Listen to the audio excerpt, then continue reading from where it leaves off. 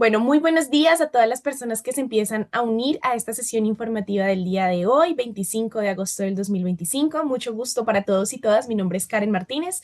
Soy parte del equipo de Consejería Académica y Relaciones Internacionales en COLFUTURO y el día de hoy estamos con Northwestern Pritzker School of Law, ubicada en los Estados Unidos. Estoy muy bien acompañada en esta ocasión con Mary Busby. Ella es representante de esta universidad y nos va a hablar sobre temas muy importantes relacionados a oferta académica, opciones de financiación, hospedaje y todas las demás recomendaciones y apuntes que ella desde su experiencia y su experticia considere oportunos y pertinentes para todos ustedes que están en la planeación de este posgrado. Quiero recordarle a todos que este es el lugar ideal para que puedan resolver a sus inquietudes y preguntas al respecto, así que por favor no duden en dejarnos cualquier comentario o pregunta en el cajón de Q&A, que con muchísimo gusto lo iremos resolviendo a lo largo de la sesión. Adicionalmente, si todavía no tienen total claridad sobre el funcionamiento de nuestro programa Crédito Beca, los invitamos a nuestras charlas informativas al respecto el primer viernes y segundo sábado de cada mes. Bueno, como ustedes sabrán, todos estos webinars informativos los estamos realizando en el marco de nuestros convenios internacionales y prácticamente con la Universidad de Northwestern tenemos una beca de $30,000 para un año de programa y valga hacer la aclaración importante de que el número de estudiantes que van a recibir este apoyo va a ser definido por la universidad año tras año. Entonces, nuevamente aprovechen mucho este espacio, chicos y chicas, para que puedan formularle todas las inquietudes a Mary. Y bueno, ya sin mayor preámbulo, Mary, thank you so much for being here today with us. We are so happy to have you here in this space, so you can go ahead. The floor is yours. My pleasure. Thank you so much, Karen, for the invitation and for the opportunity to address students. And please bear with me. This is my first virtual presentation of this new admission cycle.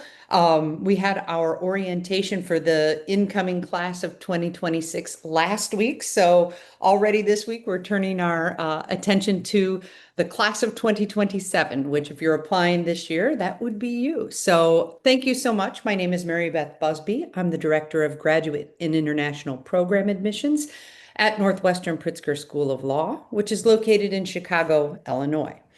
Let me switch there. Sure. Yeah. Okay. Sorry. So, if you are preparing to apply to LLM programs, you have so many good options in the United States. There are many good programs and schools throughout our country. Obviously, today I'm going to talk to you about Northwestern Pritzker School of Law and what I believe are our relative strengths as an LLM program. So the things that I will focus on are the fact that we are a top law school. I don't know if the T14 ranking means much to international students, but it is the top. We are one of the top law schools in the United States. We also offer an extensive and flexible curriculum, so I'll focus on that. I will also talk about our student support, our strong community, and our location here in Chicago. So we do have several programs for international students. Our most popular is the general LLM program. We typically enroll between 130 and 150 students each year. Some of the hallmarks are that there's full integration with our JD students. As I said, we offer a very flexible curriculum so that you're able to design your own program of study. And we often have students who are able to qualify for the New York bar exam. So I know that that's very important to some international LLM students. So just know that we have the resources and the ability to help you with that process. Now, in terms of the curriculum, obviously the academic portion of the LLM program is very important. And I would say we typically offer about 300 different courses each year. So as a student in the general LLM program, you are only required to take 2 courses. There's a common law reasoning course, which is great for students who are coming from a common law background. This incorporates, obviously, an introduction to the common law system, which is good, but also involves a lot of legal research and writing, which kind of is the basis for all the other courses that you take. So that's one of the required courses. You also take either constitutional law or civil procedure. And both of those courses would, again, be a New York bar qualifying course. So that kind of helps you check 2 boxes, our required courses, and then also, of course, for the New York bar. As I mentioned, you are fully integrated with our JD students. And I think this is really an excellent part of the program. Our JD students, will go on to practice at the top law firms, the highest levels in the United States. And by virtue of the fact that you're studying with them, they naturally become part of your network. So it's a really good opportunity to kind of network and become friends with people who will be practicing again at the highest levels here in the United States. We also offer the option to take courses at Kellogg, which is our graduate business school. There are two options there. We do have courses that are part of the law school curriculum, and so they are just available to law students. They are, though, taught by Kellogg professors in our business courses. I think the really good thing about that is that they're taught at a level where lawyers can understand them. They don't assume that you have, an undergraduate or graduate degree in business, but they're teaching it at the level that you might be. Also, they're teaching it through the lens of law. So it's business that would be directly applicable to, a corporate transactional type of practice. And finally, I keep mentioning the New York bar, but we do offer that option as well. Next, I'm going to talk a little bit about student services because I think of all the things where Northwestern is strong, I think this may be the strongest. So we have a really robust team that sort of guides you through the whole LLM year. We understand that this is a big deal. It's a big undertaking to probably leave a good job, to leave your family, to leave the comfort of your home and come to a foreign country to study. So we have a team in place that sort of helps smooth out that transition and also helps you make the most of this year. It's a big and important year. So first we have a dean of international programs who helps with curricular advising. We have a director of LLM careers who will help you if you are searching for a postgraduate foreign associate position. Nell Navarra is our ESL, English language specialist. And then Gina Song is the director of LLM engagement. So she sort of helps you make the most of the experience in a social or cultural way. So I'm going to talk a little bit about these things sort of separately. We have an acronym for the student services that we provide, and it's ACE. So that encompasses the whole experience. So academic, the C is career, curricular and cultural, and then E is English excellence. So that sort of touches on all the folks that I mentioned. In terms of academics and curricular, again, this is arguably the most important part of your experience. We do have curricular advising. As I mentioned, we offer 300 courses each year. So sometimes it's difficult to narrow down the 9 or 10 courses that you'll actually take. So, what your academic interests are, what your career interests are, the advisors can help you pick the courses that will best help you meet those goals. We also have academic support for the actual courses themselves. We employ JD students in their second or third year to help serve as advisors so they can help you with things like, outlining cases and writing briefs and preparing for exams. So these are peer advisors that can be very helpful. We also provide workshops on different things that you'll be doing in class and exam prep, and also help you, in terms of studying for those exams. In terms of English language support, we look for students that have strong language skills. So I have no doubt that, the people that come to Northwestern will have strong language skills. But as I mentioned, most of your courses will be taken with JD students, and, 95% of them are native speakers of English. So even if your language skills are strong, you may need some support in understanding the material, in writing papers, and studying, things like that. So we do have a dedicated ESL advisor. So you can make one-on-one appointments with her, but she also has many workshops and opportunities for you to continue to improve and develop your English skills, and specifically your legal English skills. And again, this can be so important if you are planning to stay in the United States after graduation, to just really develop those skills as best you can.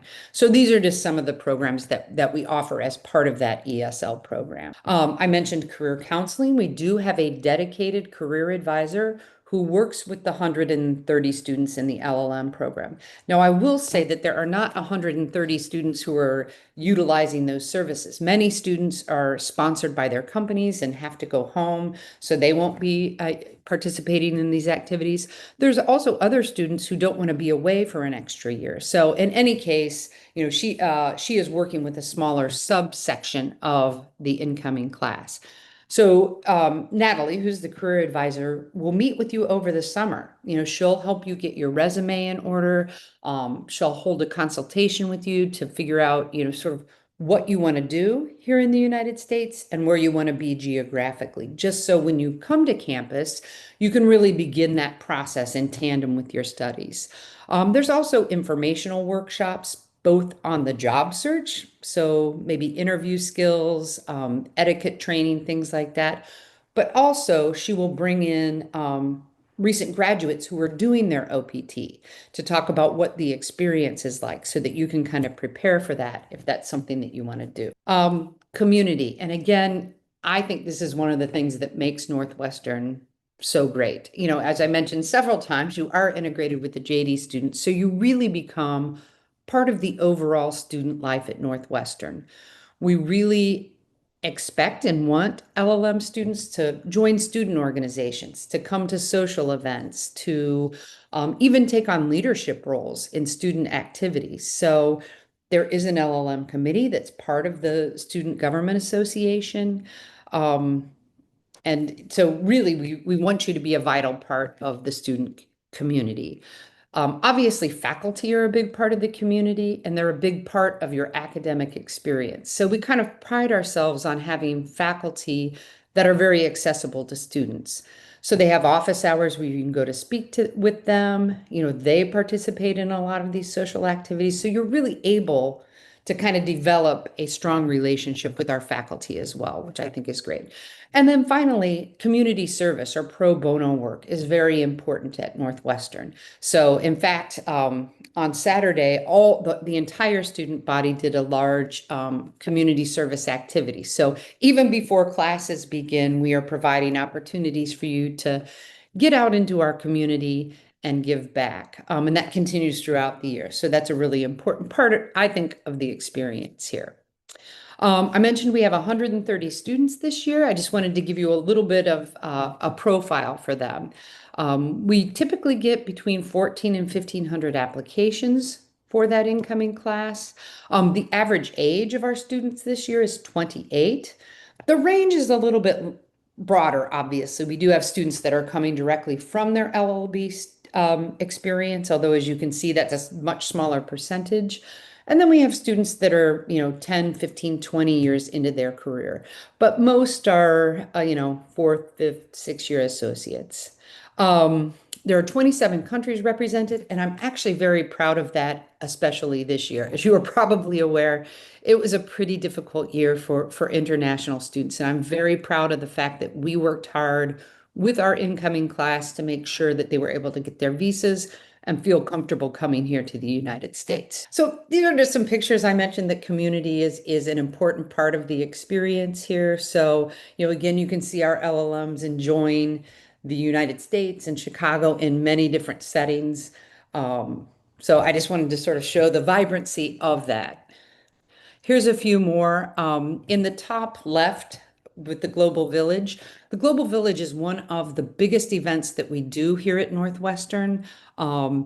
Students, faculty, staff all participate, and it's really a way for students from different countries and regions to showcase their culture. So obviously there's food there. You can see the trays of food, but also, dance and music and sometimes poetry and things like that. So it's really just an opportunity for Northwestern to appreciate and showcase our international students. Location, as I mentioned, we're located in Chicago, Illinois, which is the third largest city in the United States, and it's also the third largest legal market. So I think Chicago provides such a great opportunity for students to really sort of immerse themselves in US culture, whether it's, the arts, whether it's business, sports. We have absolutely everything here, world-class museums.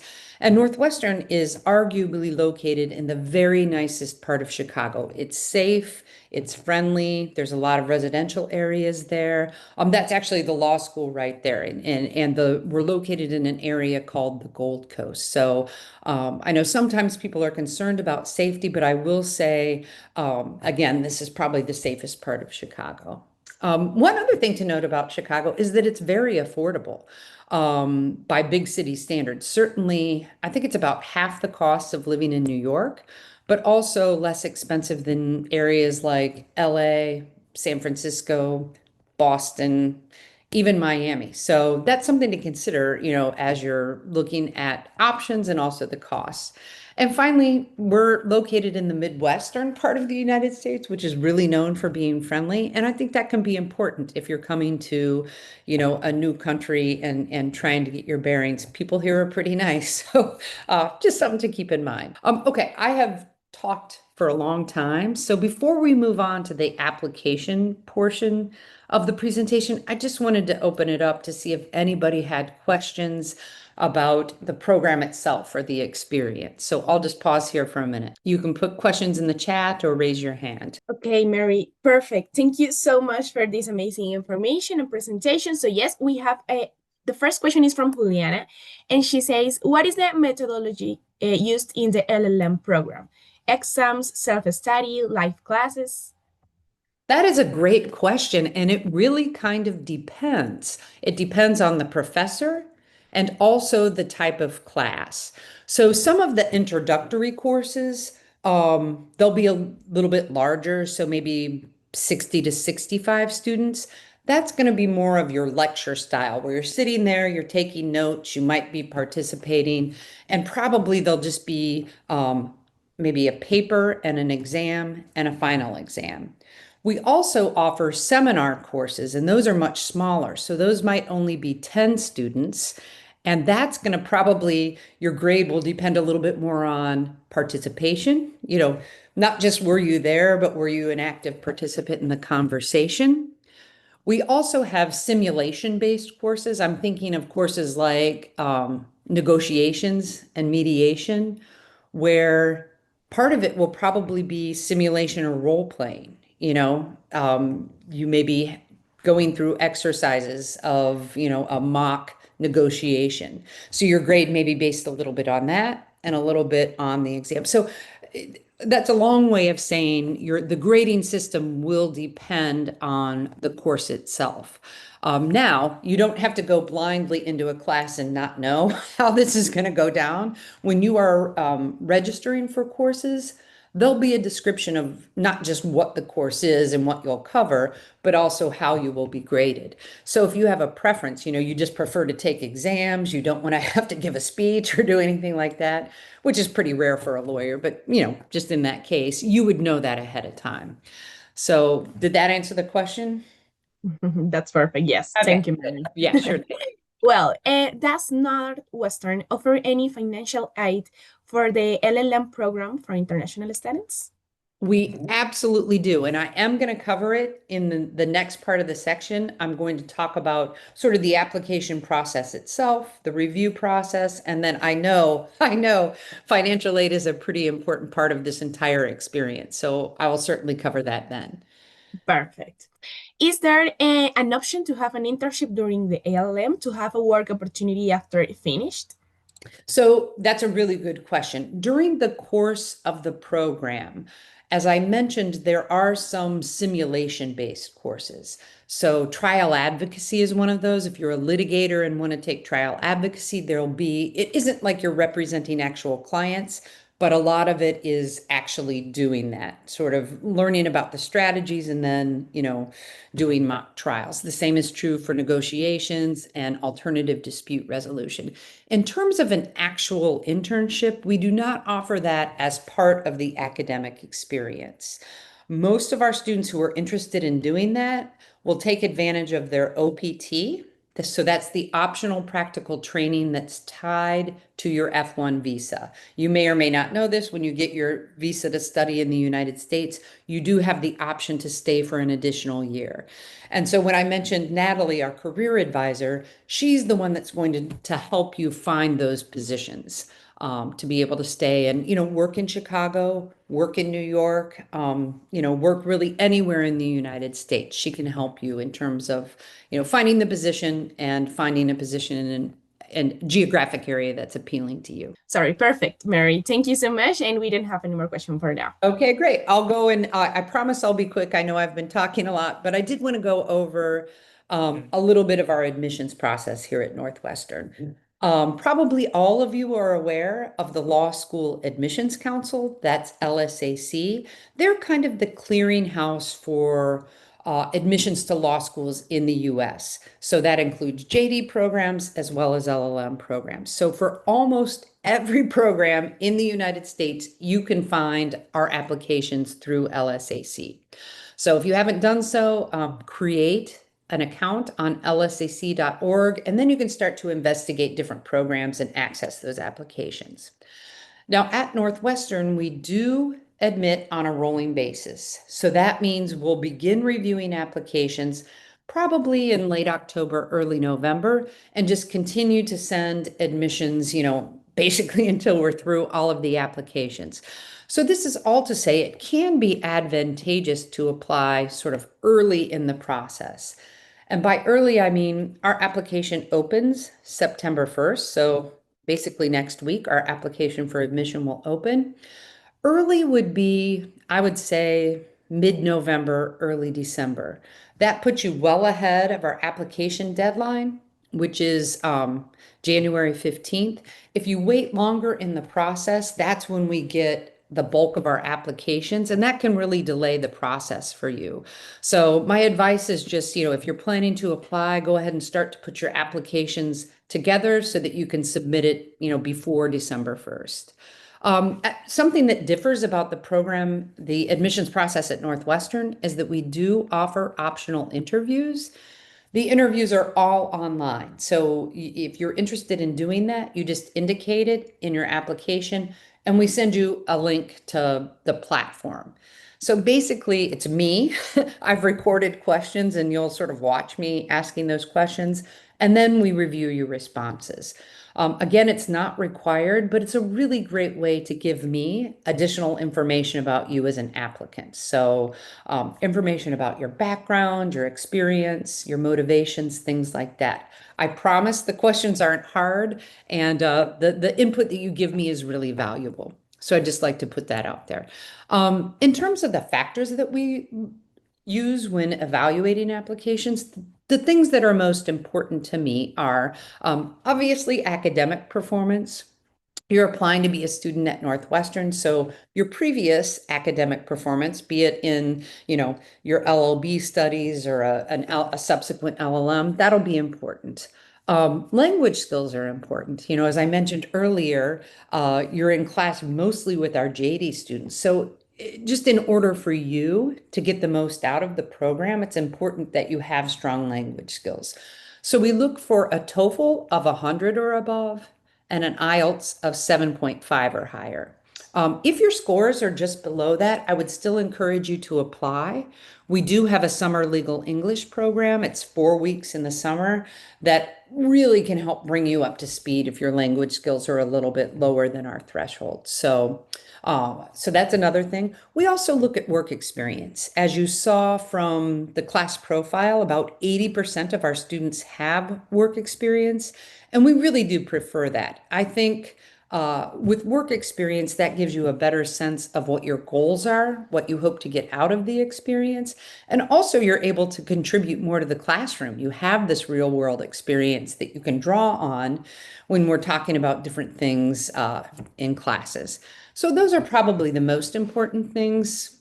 Other things that might sort of factor in would be your level of involvement, either in law school activities or at your law firms or in your community. We want, as I said, we want people to come and be an active part of the student body at Northwestern. So, evidence that you've done that before can be very helpful. And then leadership skills. If you've held leadership positions within your firm or within some of these organizations, that can also factor in. So the personal statement, this is probably the aspect of the application that I get the most questions about. And I think that is most causes the most anxiety for applicants. So I just want to go over really briefly sort of what we are looking for. And by we, this is pretty much most schools. So certainly Northwestern, but also many of the other top programs. So first and foremost, and it seems like it would go without saying, but read the directions. Read the directions about what the law school is looking for. Some schools have specific things that they want you to write about. Tell me about a challenging experience that you had or something like that. Others have a very open-ended personal statement. You can basically choose the topic. And I think that's the one that makes applicants the most nervous. Like, what do I choose? If that's the case, these are some topics that, students tend to write about. You can talk about a specific accomplishment that you had, maybe, something at work, maybe something in your personal life, maybe you're a musician or an athlete. So that's something that you can talk about, a challenge that you've overcome. Again, this can be in any setting, but most often we see students write about their goals. Why are you seeking the LLM degree in the United States? What do you hope to get out of it? And what do you hope to do sort of after graduation? So that's a pretty safe topic. And just in terms of writing it, absolutely use your own voice. It's so easy now to use Chat GPT, but I'd sort of rather, or some other AI, I'd rather have a statement that's very personal.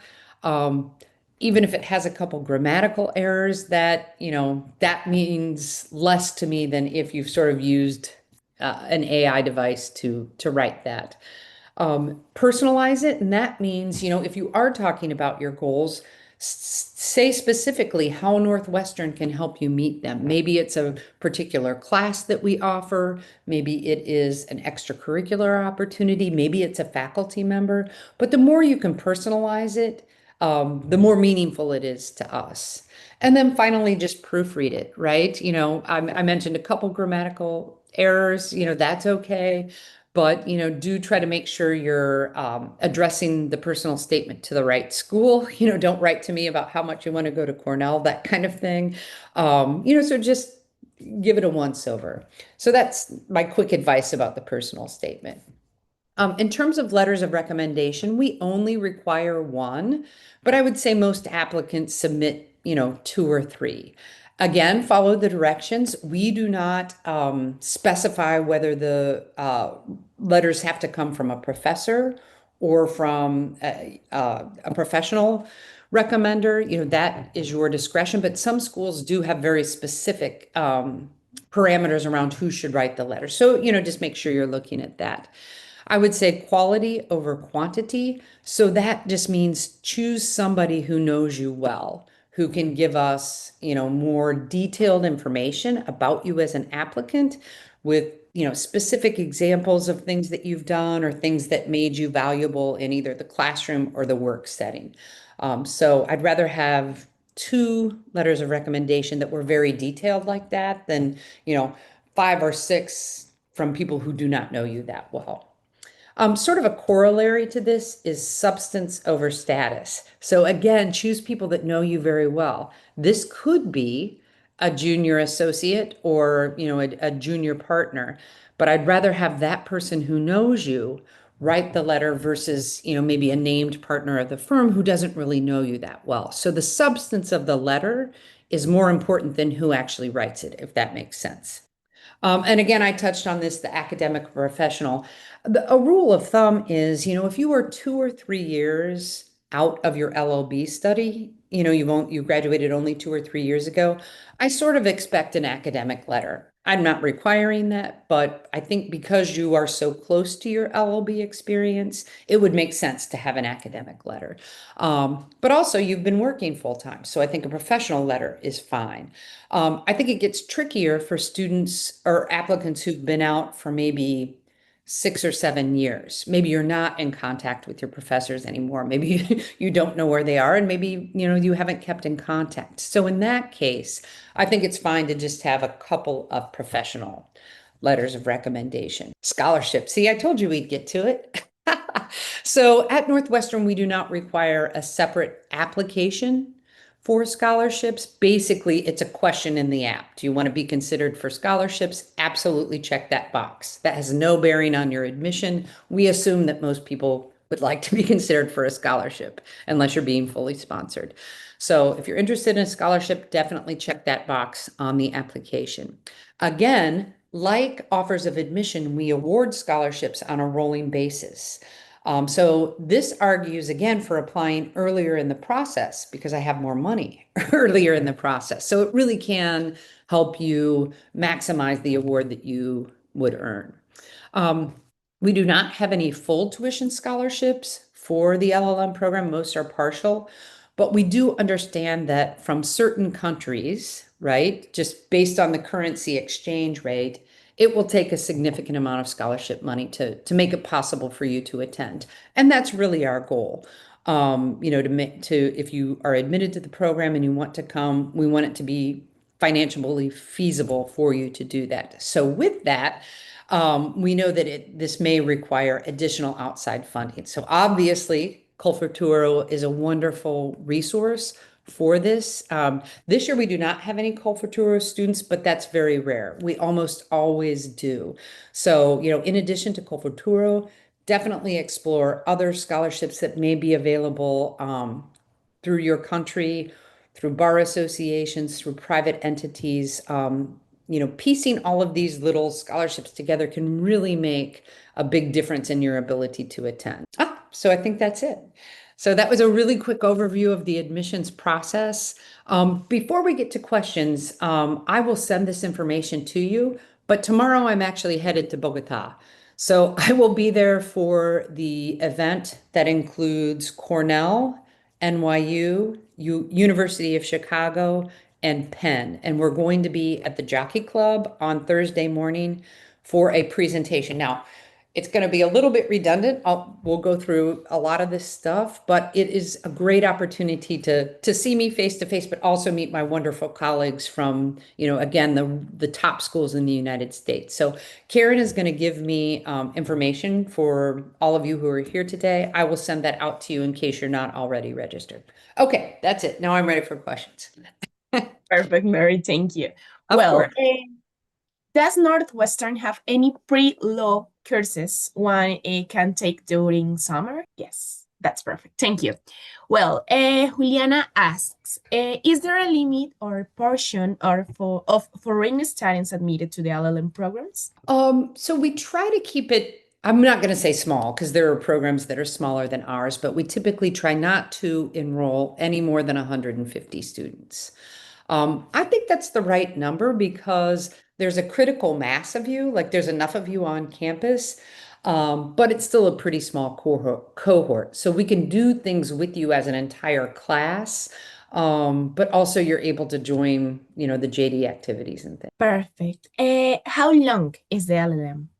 Yeah, that's a great question. So our students, this is their first day of class. So, sort of end of August, and graduation will be mid-May. So it's about 10 months. And again, students who are either sitting for the New York bar or looking for a foreign associate position, again, you can extend your visa by 1 year to be able to take advantage of that. Perfect. Maria Gabriela have this question. I'm the I was looking the website, but I didn't saw the topics of the LLM. I mean, the LLM is only about American legal progress, or there's like a commercial law, financial law.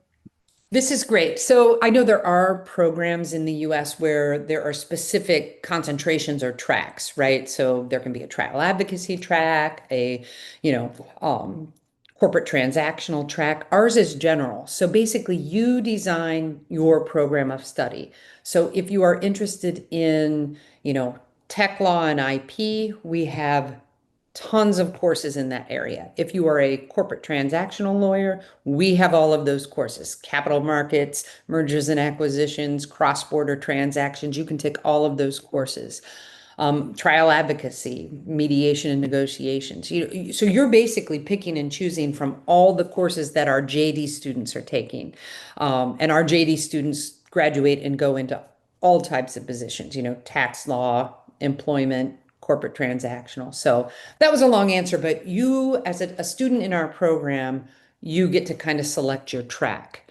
And some students do tend to go general. They want a more broad-based education.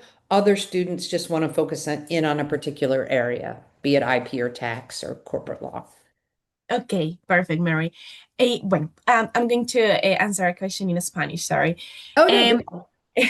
Vale, María Gabriela, sobre tu primera pregunta, que nos habla sobre si hay algún beneficio para los participantes del semillero de talentos. La beca que ofrece la Universidad de Northwestern es general. Nosotros le enviamos la lista de las personas que sean seleccionadas de Colfuturo a la universidad y ellos se encargan de aplicar el descuento o la beca a las personas que ellas consideren. Ellos van a tener total, digamos que, poder de decisión de a cuántas personas les aplica el beneficio, pero esto no es excluyente solamente para las personas del semillero, sino en general para todos. ¿Listo? Okay, well, Mary, thank you. On the registration for the event in Bogota, it asks for my L number. What should I put there? That's a great question. Sorry about that. You can just, if you're not registered with LSAC yet, you don't have a student account, then you can just make something up. Just put something in there. We don't care. But if you are registered with LSAC, you should have a number, L, 22678. So if you have one, go ahead and put it there. If you don't, you can just make something up. Okay, perfect. If my background is as an in-house lawyer and not as a law firm lawyer, will that has an impact on that?